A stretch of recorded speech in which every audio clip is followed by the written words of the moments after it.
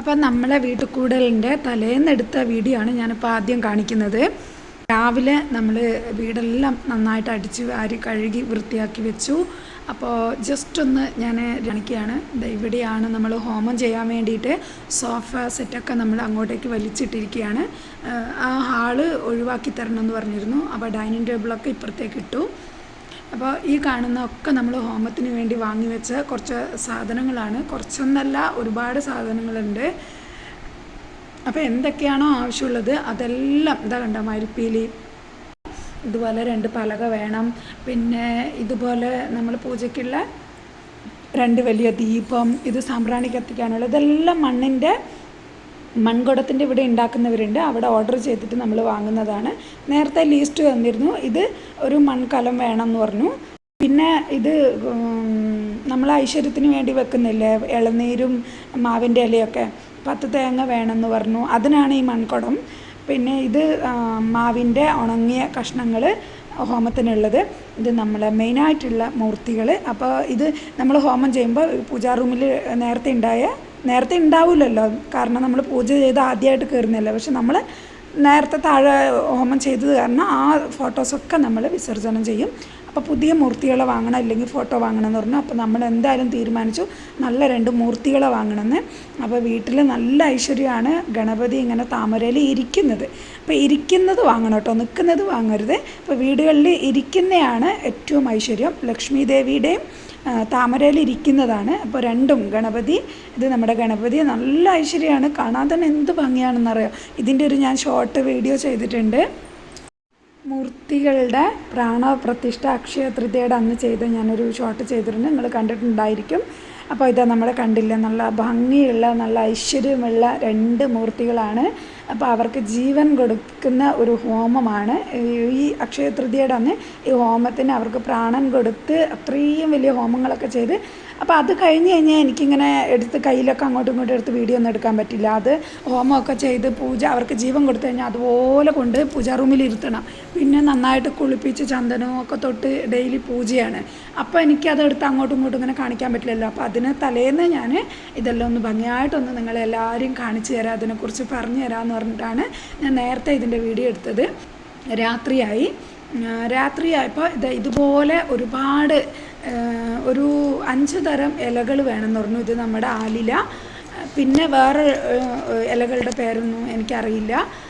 ഇവിടെ ഒടിയൽ പറയുന്ന ഒരു 5 തരം ഇലകൾ കൊണ്ടുവന്നു. ഇത് ഇഷ്ടികയും മണലും ഹോമത്തിന് ചെയ്യണം, എല്ലാം നേരത്തെ വെക്കണം. ഇത് ഇളനീര്.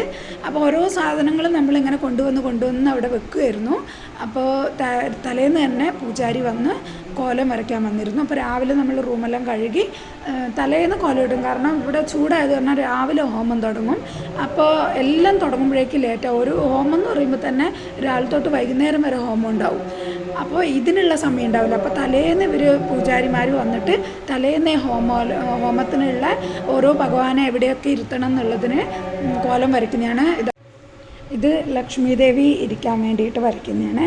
അപ്പോൾ നമ്മുടെ ഒറിജിനൽ സൂര്യഭഗവാനെ ഇവിടെ കൊണ്ടുവന്ന് ഇരുത്തും. അത്രയ്ക്കും വലിയൊരു പൂജയും പ്രാർത്ഥനയും നടത്തി സൂര്യഭഗവാനെ ഒരിടത്ത് കൊണ്ടുവന്ന് ഇരുത്തും. പിന്നെ ജഗന്നാഥിനെ ഇരുത്തും. അങ്ങനെ കുറേ ദുർഗാദേവീനെ അങ്ങനെ ഇരുത്തും.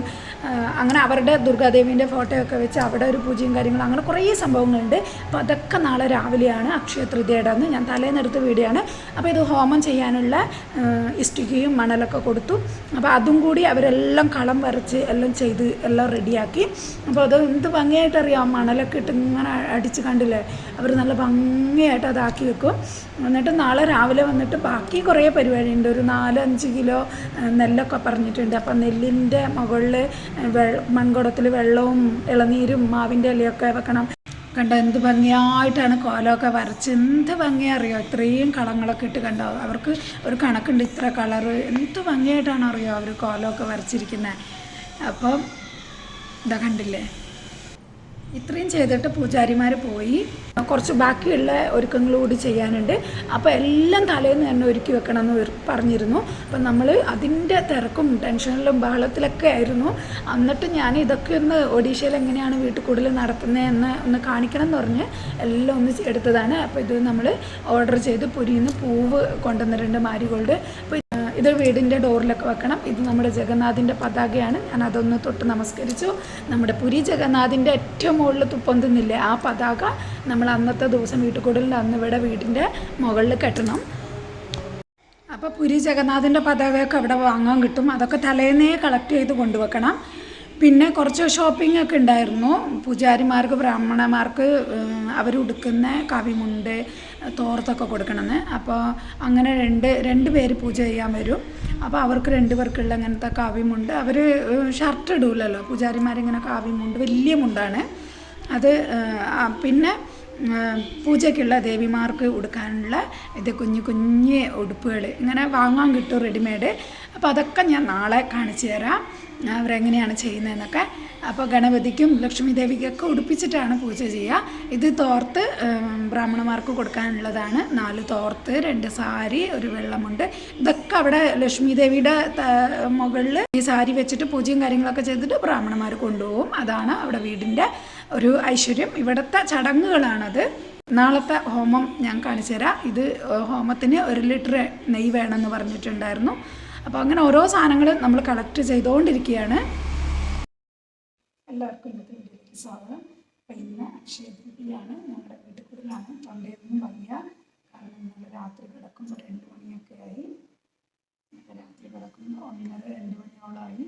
ഒരുപാട് ജോലിയായിരുന്നു. പിന്നെ നമ്മുടെ പാല് കാച്ചലാണ്. ഇന്നത്തെ ദിവസം ഇവിടെ വലിയ ആഘോഷങ്ങളൊന്നുമില്ല. കുറച്ച് പേര് നമ്മുടെ അടുത്ത ഫാമിലി ഫ്രണ്ട്സും ഫാമിലിയിലെ കുറച്ച് പേരെ വിളിച്ച് ചെറിയൊരു രീതിയിൽ ഒരു വീട്ടുകൂടലാണ്. അപ്പോൾ ഇന്നത്തെ വിശേഷം എന്ന് പറഞ്ഞാൽ വീട്ടുകൂടലിന് ഒഡീഷയിൽ എന്തൊക്കെയാണ് ഒരുക്കുന്നതെന്നാണ്. ഇന്നലെ രാത്രി തൊട്ട് ഞാൻ വീഡിയോ എടുത്ത് വെച്ചിട്ടുണ്ട്. കോലം വരയ്ക്കൽ, ഒരുപാട് സാധനങ്ങൾ. ഇവിടുത്തെ കർമ്മങ്ങൾ പൂജ എന്ന് പറഞ്ഞാൽ ഒരുപാട് പൂജയും കാര്യങ്ങളൊക്കെയാണ്. അപ്പോൾ അതൊക്കെയാണ് ഞാൻ കാണിക്കുന്നത്. ചുമ്മാ വീട്ടിൽ പാല് കാച്ചി വീട്ടുകൂടലല്ല, വലിയൊരു ഹോമം തന്നെ നടത്തി പൂജയും കാര്യങ്ങളൊക്കെ ഉണ്ട്. അപ്പോൾ അതാണ് ഇന്നത്തെ വീഡിയോയിൽ ഞാൻ കാണിക്കുന്നത്. അപ്പോൾ നമുക്ക് ഇന്നത്തെ ബാക്കി വിശേഷങ്ങളൊക്കെ പറയാം. ആകെ ടൈഡാണ്, ഒരുപാട് താക്കാണ്. രാവിലെ 4 മണിക്ക് എണീറ്റിയാണ്. അപ്പോൾ ജസ്റ്റ് ഒരു ഇൻട്രോ പറയാൻ വേണ്ടിയിട്ട് വന്നതാണ്. ഇവിടെ നല്ല വെയിൽ വന്നു. അതാണ് ഇവിടെ ലൈറ്റും കുറവ് കാണാം. അപ്പോൾ മോളില്ല, മോള് നാളെ വരുള്ളൂ. അപ്പം നമുക്ക് ബാക്കിയുള്ള വിശേഷങ്ങളൊക്കെ കാണാം. അപ്പം നമ്മുടെ ചെറിയ സന്തോഷത്തിലേക്ക് എല്ലാവർക്കും സ്വാഗതം. കാണിച്ചു തരാം. പിന്നെ ഭയങ്കര തിരക്കാണ്. അപ്പോൾ നമുക്ക് വീഡിയോ കാണാം.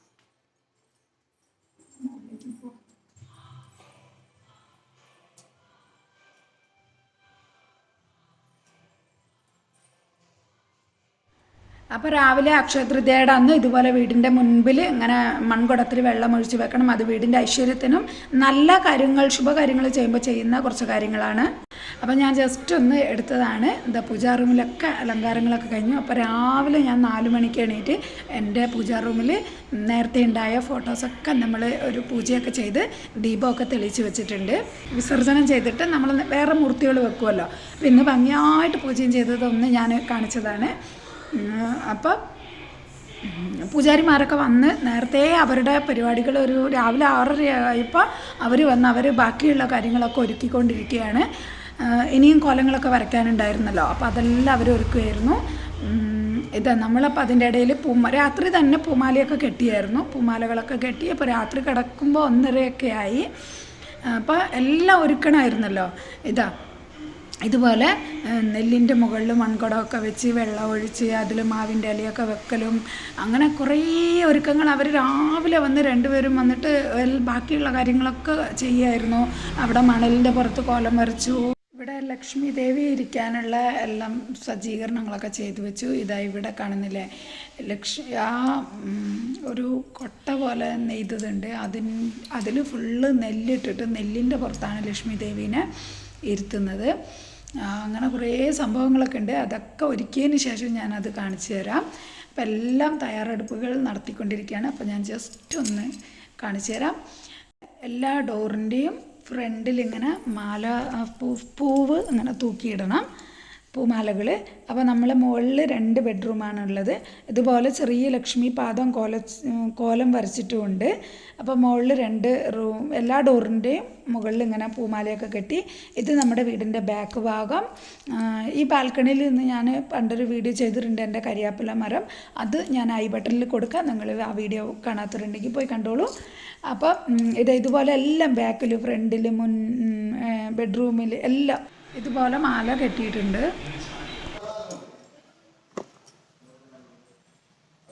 ഓരോരോ തിരക്കിലാണ്. അപ്പോൾ ഞാനെല്ലാം ഒന്നും കൂടി കാണിച്ചു തരാം. അപ്പോൾ ഏകദേശം ഹോമത്തിനുള്ള എല്ലാം റെഡി ആയിക്കൊണ്ടിരിക്കുകയാണ്.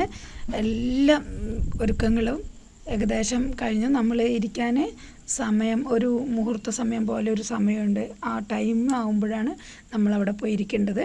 ഞാനും എൻ്റെ ചേട്ടനുമാണ് ഇരിക്കേണ്ടത്, ഹോമത്തിലിരിക്കുന്നത്. നമ്മൾ 2 പേരും ഇരിക്കണം. അപ്പുറത്തും ഇപ്പുറത്തും പൂജാരിമാർ നമുക്ക് 2 പേർക്കും ഓരോരുത്തർക്ക് ഉണ്ടാവും. എന്നിട്ട് ഇങ്ങനെ ഒരു വലിയൊരു ബുക്കുണ്ട്. അത് ആ പുസ്തകത്തിലെ കീർത്തനങ്ങളും ഓരോ കാര്യങ്ങളും പാടി തീരുന്നത് വരെ ഹോമമായിരിക്കും. അതിൻ്റെ ഇടയിൽ കുറച്ച് റെസ്റ്റ് ഉണ്ടാവും. അതുവരെ ഒരു തുള്ളി വെള്ളം കുടിക്കുന്നതിന് കുഴപ്പമില്ല. പക്ഷെ ഫുഡൊന്നും കഴിക്കാൻ പാടില്ല. നമ്മൾ മാത്രമല്ല, പൂജാരിമാരും കഴിക്കുന്നില്ല.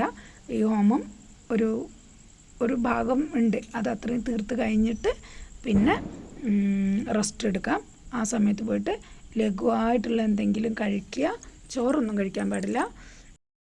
അപ്പോൾ ഇത്രയും വലിയ ഹോമവും പൂജയൊക്കെ നടക്കുന്ന കാരണം വീട്ടിലെ എച്ചിലൊന്നും ഇടാൻ പാടില്ല. അപ്പോൾ എല്ലാവരും വീട്ടിൽ, ഇപ്പോൾ എൻ്റെ ഫാമിലിയിൽ നിന്ന് വന്ന 2-3 ചേച്ചിമാരൊക്കെ ഉണ്ട്. അവരെല്ലാവരും അത് അന്നത്തെ ദിവസം ഉച്ചയ്ക്ക് ഭക്ഷണമില്ല. പക്ഷേ അവർ ഫുഡൊക്കെ ഉണ്ടാക്കി വെച്ചിട്ടുണ്ട്. ഈ പൂജയും കാര്യങ്ങളൊക്കെ കഴിഞ്ഞതിന് ശേഷം മാത്രമാണ് നമ്മൾ ഫുഡ് കഴിക്കുക. അപ്പം അതുവരെ എല്ലാവരും ആ പ്രാർത്ഥനയിലും പൂജയിലുമാണ്. മക്കൾക്കൊക്കെ ലഘുവായിട്ടുള്ള ഇതൊക്കെ ഭക്ഷണമൊക്കെ കൊടുത്തു. അതവർ പറയുന്ന ആ സമയത്ത്, റെസ്റ്റ് പറയുന്ന ആ സമയത്ത് എല്ലാം അവിടെ ഓഫാക്കി വെച്ചിട്ട് പോയി എല്ലാം കഴിക്കും. ഹോമത്തിൽ ഇരുന്ന് കഴിഞ്ഞാൽ പിന്നെ ഇതിൻ്റെ ഇടയിൽ എഴുന്നേൽക്കാനൊന്നും പറ്റില്ല. അപ്പോൾ എല്ലാം ഒരുക്കി കഴിഞ്ഞിട്ട് നമ്മൾ ആ മുഹൂർത്ത സമയത്തിന് വേണ്ടി വെയിറ്റ് ചെയ്യുകയാണ്.